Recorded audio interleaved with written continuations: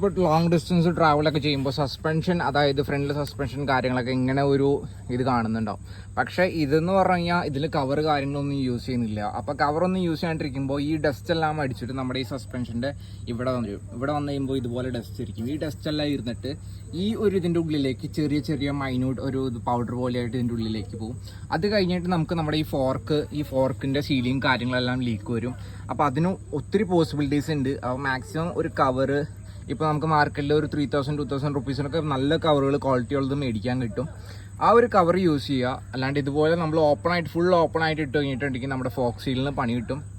Folk seal ഇവിടുത്തെ ഇതെല്ലാം ഫോക്കെല്ലാം പോവും.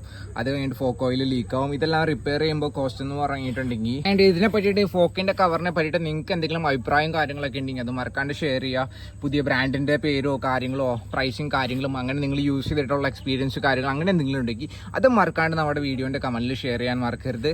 FC on the road Fox.